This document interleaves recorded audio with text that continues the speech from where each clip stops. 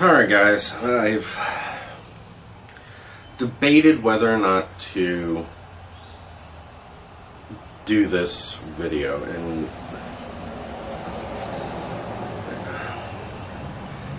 we're just gonna do it. The RCA Voyager 3 tablet review.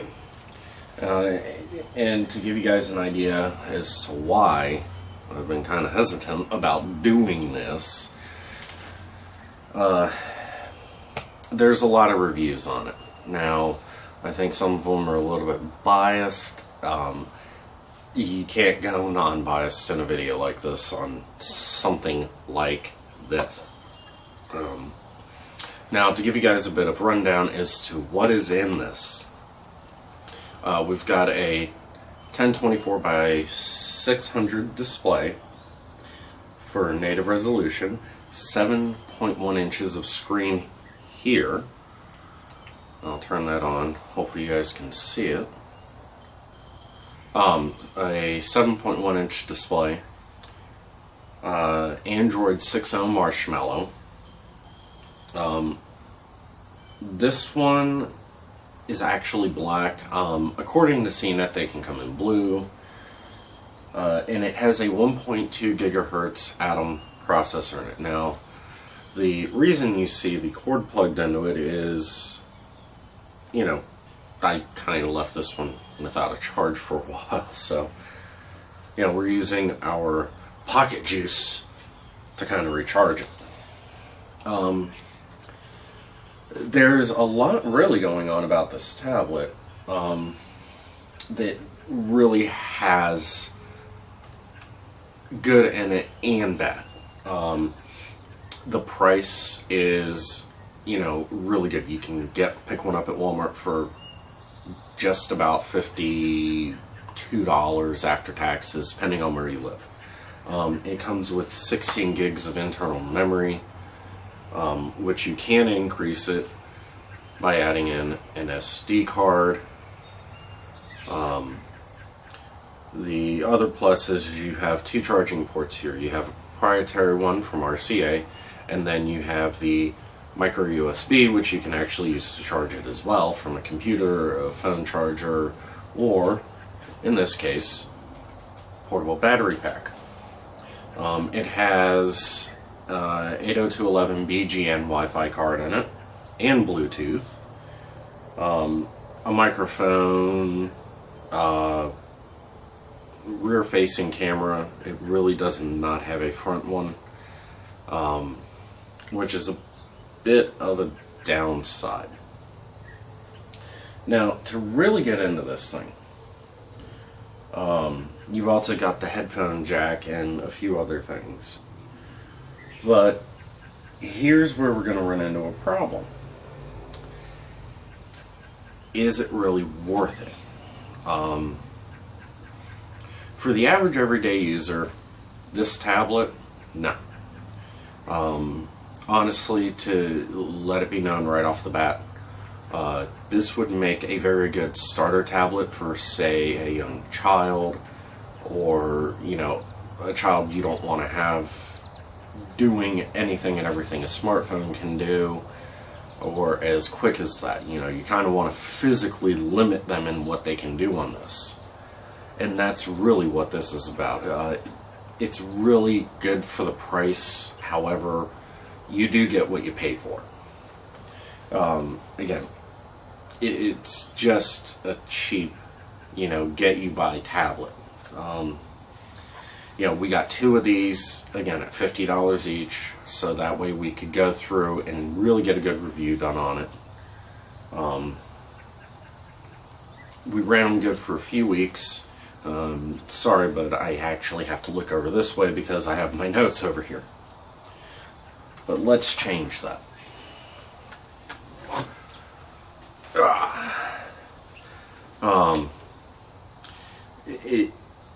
It is a bargain.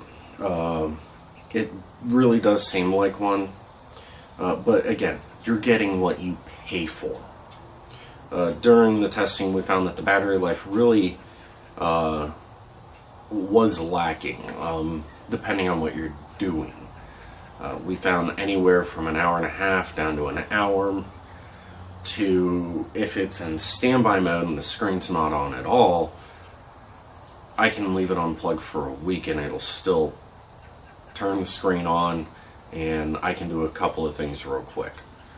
But once you start really using it, it really drains that battery down fast. So we actually averaged about 1.5 hours, give or take, of total max battery life under full usage. But again, it does vary. In short, aside from, you know, that proprietary charger sold with it, you again can use the micro USB port on it to charge it, which is really handy, because when we actually bought both of these, we only got one charger. So that is definitely a big plus about it. Again, as I already stated, it would be best suited for a child, as the processing power is not that great. Or for just basic internet browsing and applications. You know, typing up a few notes, you know, reading some news, maybe sending an email or two, stuff like that. And it's really a cheap tablet. I mean, it really is. Anyway, the pros that we felt on it were the size, the price. It has Bluetooth and Wi-Fi, so that's a good thing. The setup was really simple and easy. Kind of like if you went to, say, your phone carrier store and you had to replace your phone, or you're just getting a new smartphone that's Android based and you're going through the setup. Those do tend to be a little more complex, but this setup on these tablets was actually quite easy. They're light, somewhat durable to within reason, and you know, they have speakers. So, and that brings me to the next part. The cons to this thing, the downside, is how I'll put it. The location of the speakers. To give you an idea, I should rephrase and actually say speaker. That is the speaker right down here on this corner. That's the only speaker. The quality of the speaker, I think, could be a little bit better. You know, in the area of today's smartphones. I mean, that's the kind of quality I expect a tablet to have for a speaker. Whether it's $50 or $300, it should have that same quality speaker. You have to manually adjust the brightness. It's really annoying on that level. So if you're, say, we're here on the front porch of the house. It's night. I don't have any lights on or anything else. You can turn the brightness down almost to 25%, and you can still see it. I have to do it on my phone because it's just bright. But the other thing is it's really not a very bright screen. So that's another thing. Now, I think this next one is also playing into the battery life, and that's why we left it at third for the, you know, not so goods. It gets warm really quick. So you start playing a YouTube video, doing a lot of internet searching, and kind of putting it under a good load. It gets really warm really quick, which heat can play a part in the life expectancy of a battery.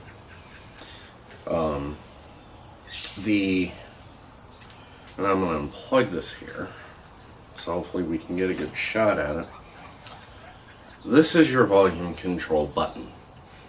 You can control the volume on the tablet from the screen, but the button itself we found to be a tad touchy.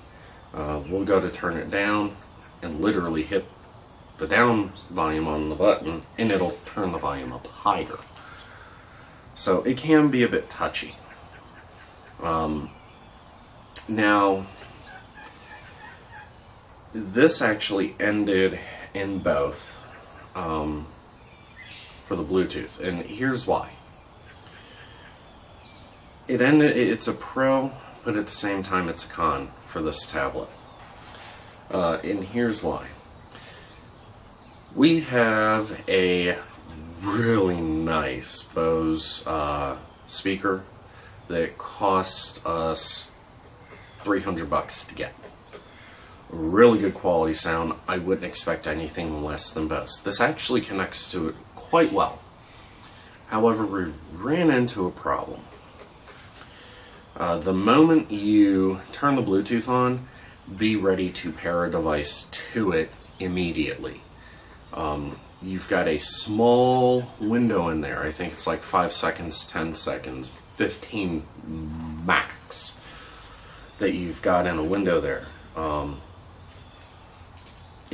Because you just can't turn the Bluetooth on and have it on. We found that it was shutting the Bluetooth off if it wasn't paired to something. So that is a plus and a negative. And here's why.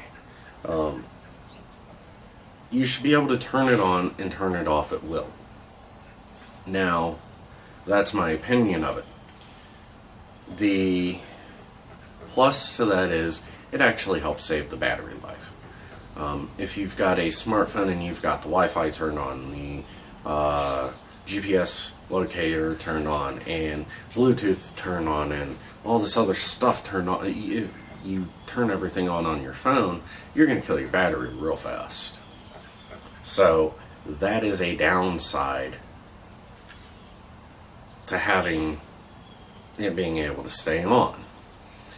Now, the upside to having it automatically turn off is it, again, saves battery life. It does not want to stay on unless it's paired with a device. Overall, it really is, a get what you pay for tablet. We actually used it with a Chromecast that we are kind of reviewing downstairs when we're actually up and using the TV. And it works well there as well. That being said, it really is a get what you pay for. The one thing that we noticed was it gets really laggy for YouTube videos or any type of Netflix video. We really see a lag in it. Another con that we didn't actually get a chance to get into the document was the Wi-Fi. It's not very stable.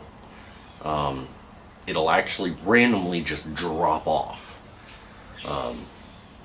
Whereas all other devices are working fine, it doesn't want to. So again, we are back to you are getting what you pay for. So hopefully, RCA makes it better over time, who knows. But for $50, if I was out and my phone broke and I needed to get online and, check the internet, for $50, not bad. So, I think that does it for this video, guys. Like it if you like it, hate it if you hate it. If you don't know, you don't know. But don't forget to share and subscribe to the channel. We're also going to include the Facebook links for our Facebook group and Twitter down below. Right now we're mostly focusing on Facebook because it's just a much better platform in our eyes for getting with you, the viewers, and everything else. So have fun.